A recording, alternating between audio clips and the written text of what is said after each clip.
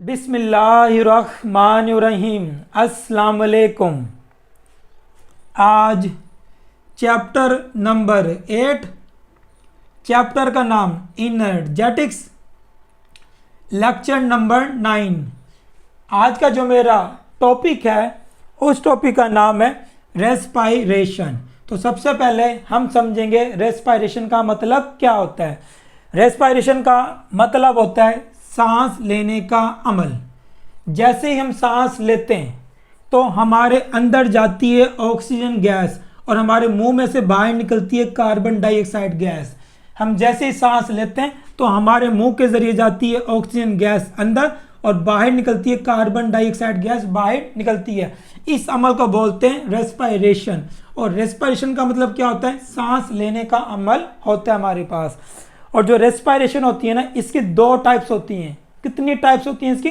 दो टाइप्स होती हैं हमारे पास। There are two types. कितनी टाइप्स है इसकी? दो। किस चीज की? रेस्पायरेशन प्रोसेसेस की।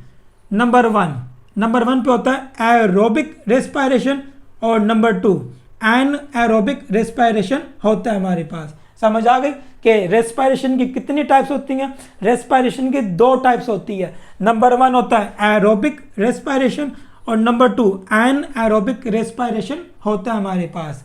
तो सबसे पहले हम डिस्कस करेंगे एरोबिक रेस्पायरेशन। यहाँ पे लिखा हुआ है एरो। एरो का मतलब होता है एयर।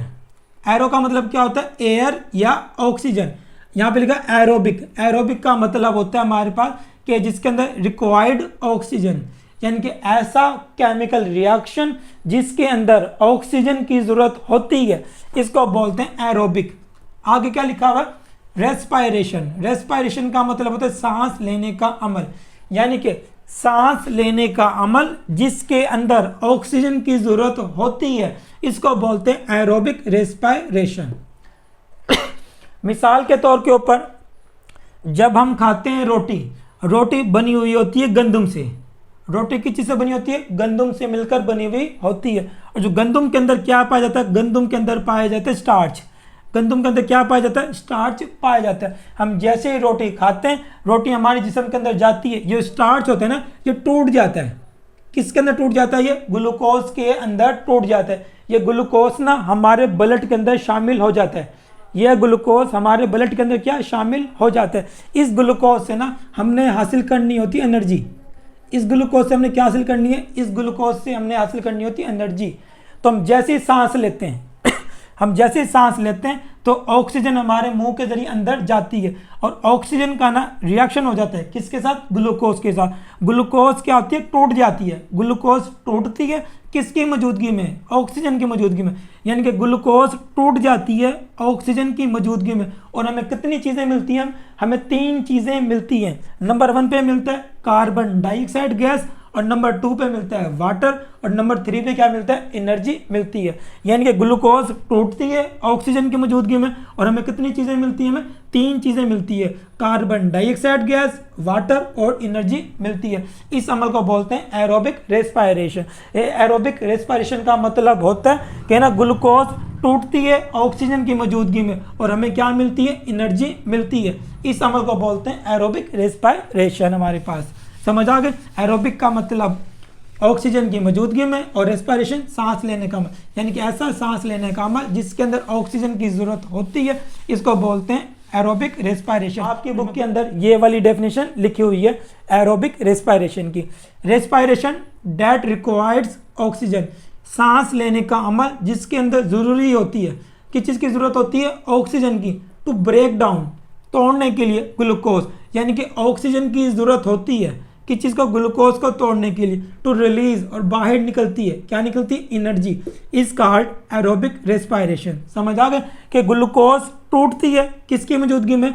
ऑक्सीजन की मौजूदगी में ग्लूकोज टूटती है और हमें कितनी चीज़ें मिलती हैं? हमें 3 चीज़ें मिलती है। नंबर 1 पे carbon dioxide gas, number 2 water और नंबर 3 एनर्जी मिलती है हमारे पास।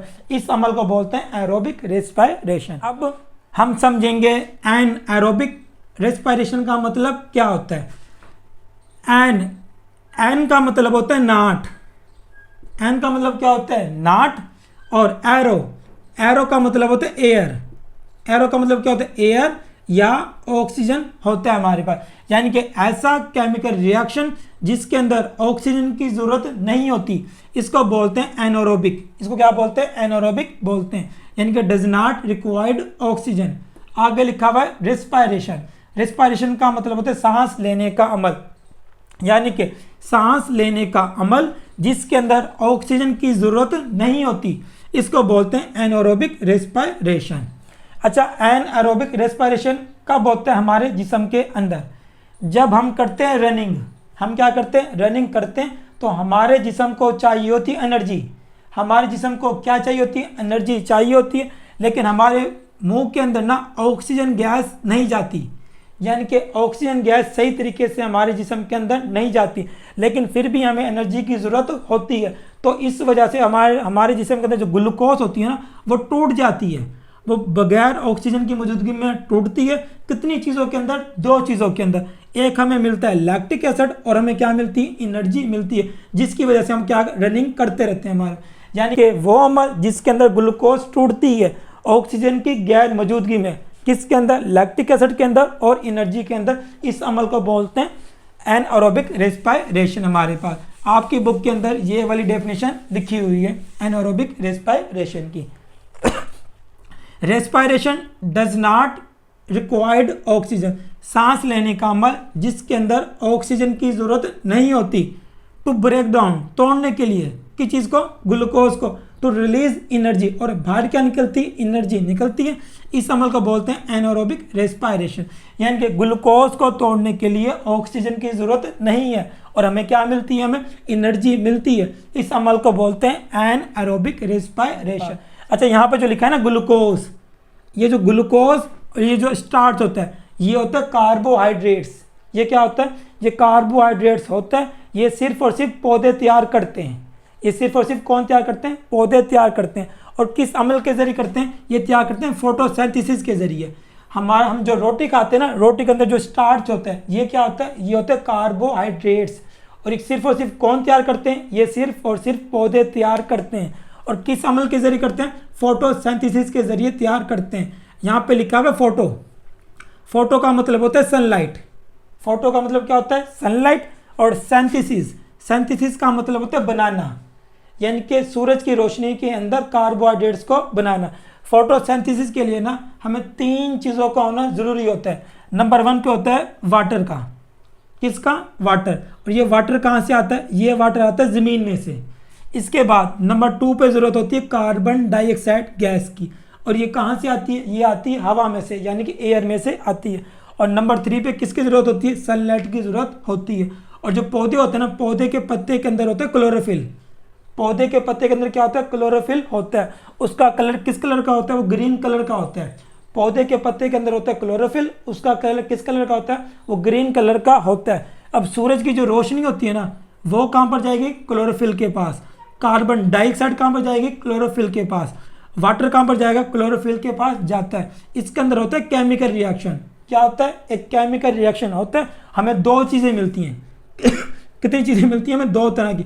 एक मिलती है ऑक्सीजन गैस जिससे हम सांस लेते हैं, और एक मिलती है ग्लूकोज। एक क्या मिलती है? ग्लूकोज मिलती है हमारे पास। ये जो ग्लूकोज होती है ना, ये क्या होती है? कार्बोहाइड्रेट्स होती है हमारे पास। पौधे ना कभी कभार ये ग्लूकोज ज़्यादा मिकदार में बनाते हैं। कुछ ग्लूकोज ना पौधे इस्तेमाल कर लेते हैं अपने इस्तेमाल के लिए, और जो एक्स्ट्रा ग्लूकोज होती है ना, वो पौधे के तने के अंदर स्टोर हो जाती है। एक्स्ट्रा ग्लूकोज पौधे के तने के अंदर क्या हो जाती है? स्टोर हो जाती है। और किस फॉर्म के अंदर स्टोर होती है? वो स्टार्च की फॉर्म के अंदर। किसके अंदर? वो स्टार्च की फॉर्म के अंदर स्टोर होती है। पौधे बनाते हैं ग्लूकोज। कुछ ग्लूकोज पौधे इस्तेमाल करते हैं अपने लिए, और कुछ एक्स्ट्रा ग्लूकोज स्टोर हो जाती है पौधे के तने के अंदर। और कौन सी फॉर्म में स्टोर होती है? वो स्टार्च की फॉर्म के अंदर स्टोर हो जाती है हमारे पास। इसी तरह ये मेरे पास एक गंदम की फसल है। गंदम की फसल के अंदर जो मतलब कि इसके गंदम के दाने होते हैं ना, ग्लूकोज जो होती है ना, गंदम के दाने के अंदर जाके स्टोर हो जाती है। और किस फॉर्म के अंदर होती है? वो स्टार्च के फॉर्म के अंदर स्टोर हो जाती है हमारे पास।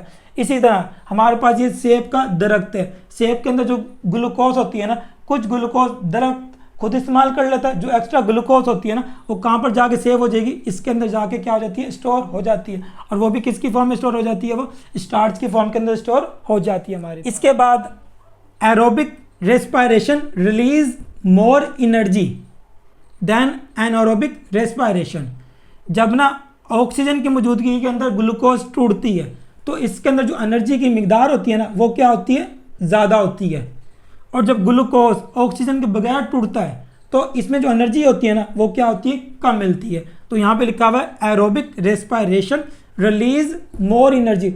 जो एरोबिक रेस्पायरेशन होता है ना इससे एनर्जी ज़्यादा बाहर निकलती है, किसकी निस्बत, एनारोबिक रेस्पायरेशन की निस्बत। इसके बाद आपने अपनी बुक के ऊपर ये वाली हेडिंग लिख लेनी है, importance of lipids in the body, यानी कि हमारे जिस्म में लिपिड्स की अहमियत। अब यहाँ पर अल्फाज आ गया लिपिड्स, क्या आ गया, लिपिड।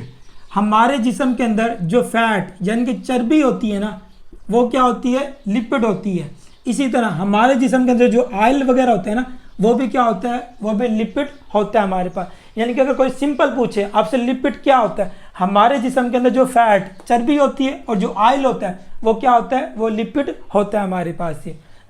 लिपिड्स यानी कि fat and oil are referred, कहा जाता है सिंपल लिपिड्स। इसके अलावा हमारा जिस्म जो होता है ना, हमारा जिस्म बना होता है सेल से। किस चीज़ से मिलकर बना होता है, सेल से मिलकर बना हुआ होता है। और ये जो सेल होता है ना ये 3 चीज़ों से मिलकर बना होता है। कितनी चीज़ों से मिलकर बना होता है, 3 चीज़ों से मिलकर बना हुआ होता है।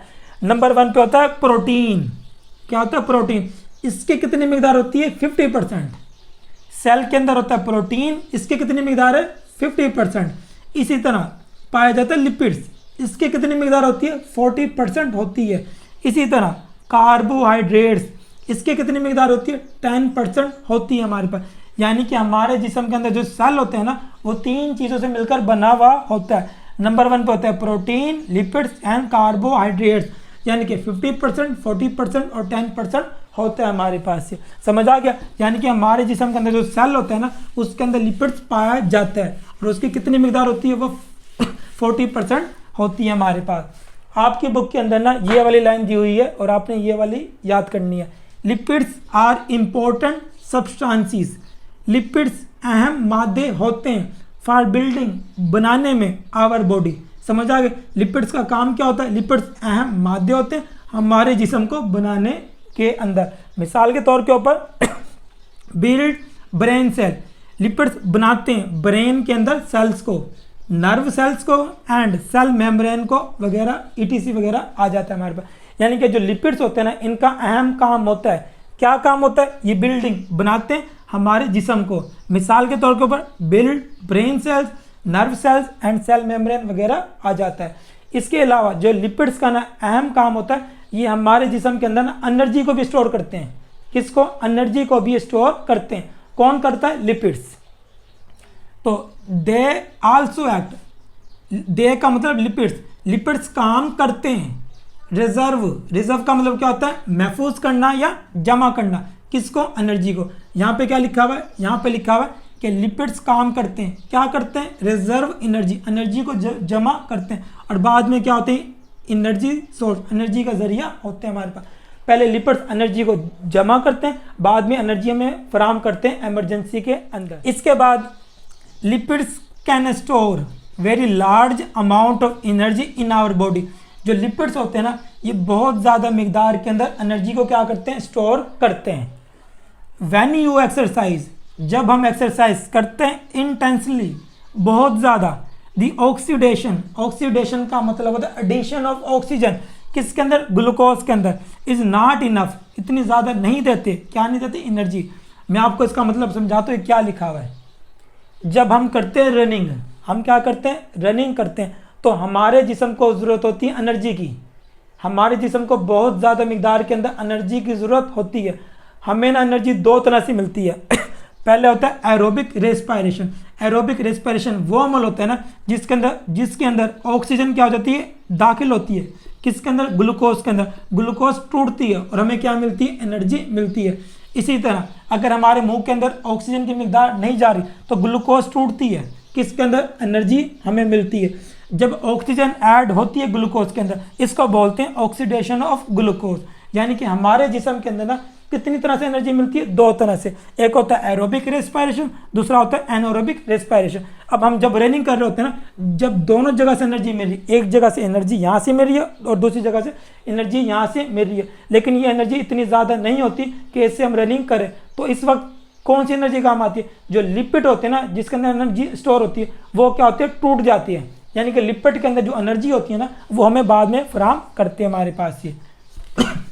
तो यहाँ पे लिखा हुआ है व्हेन यू एक्सरसाइज, जब हम एक्सरसाइज या रनिंग करते हैं इंटेंसली, बहुत ज़्यादा, दी ऑक्सीडेशन ऑफ ग्लूकोज, ग्लूकोज के अंदर जो ऑक्सीजन ऐड होती है ना, यानी कि एरोबिक रेस्पिरेशन होता है, उससे जो एनर्जी मिलती है वो इतनी ज़्यादा काफ़ी नहीं होती। एट दिस स्टेज, इस हालत के ऊपर, लिपिड्स आर ऑक्सीडाइज, लिपिड्स के अंदर ऑक्सीजन दाखिल होती है एनर्जी, और हमें क्या मिलती है? एनर्जी मिलती है हमारे पास। इसके बाद ये वाला शॉर्ट क्वेश्चन भी बोर्ड के पेपर के अंदर आ सकता है, where do you get energy for our body, यानी कि हम अपने जिस्म के लिए तवानाई कहाँ से हासिल करते हैं? हमारे जिस्म के अंदर ना एनर्जी कहाँ से मिलती है? हमारे जिस्म के अंदर ना एनर्जी दो जगह से मिलती है, एक होता है एरोबिक रेस्पिरेशन और दूसरा होता है एनएरोबिक रेस्पिरेशन। एरोबिक रेस्पिरेशन वो मॉल होता है जिसके अंदर ऑक्सीजन तोड़ती है किसको? ग्लूकोज को। एक होता है ग्लूकोज खुद ब खुद टूट जाती है और हमें क्या मिलती है? एनर्जी मिलती है। आपके बुक के अंदर ये वाला जवाब भी दिया हुआ है। Respiration is a biochemical process, respiration एक बायोकेमिकल प्रोसेस है इन विच, जिसके अंदर एनर्जी रिलीज, एनर्जी बाहर निकलती है। कहाँ से? फूड, फूड हम जैसे खाते हैं उसके अंदर ग्लूकोज वगैरह में मिलती है।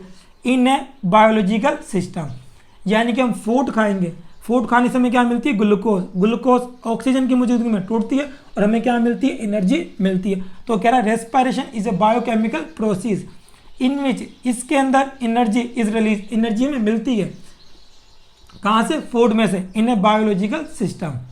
इसके अलावा ड्यूरिंग दिस प्रोसेस, इस अमल के दौरान, ग्लूकोज इज ऑक्सीडाइज, ग्लूकोज के अंदर ऑक्सीजन दाखिल होती है। ऑक्सीडाइज का मतलब क्या होता है? एडिशन ऑफ ऑक्सीजन, ग्लूकोज के अंदर ऑक्सीजन दाखिल होती है इन द बॉडी, हमारे जिस्म के अंदर, लिविंग ऑर्गेनिज्म, जिंदा जानदारों के अंदर, एंड एनर्जी इज रिलीज, और एनर्जी बाहर निकलती है हमारे पास। और जैसी एनर्जी बाहर निकलती है, इस अमल को बोलते हैं exothermic reaction. Therefore respiration is an exothermic reaction. Exo का मतलब होता है एग्जिट, थर्म का मतलब होता है हीट, यानी कि ऐसा अमल जिससे हीट बाहर निकलती है, इसको बोलते हैं एक्सोथर्मिक रिएक्शन। जब हम मतलब ग्लूकोज टूटती है ऑक्सीजन की मौजूदगी में तो एनर्जी बाहर निकलती है, इस अमल को बोलते हैं एक्सोथर्मिक रिएक्शन। अभी तक के लिए थैंक यू सो मच।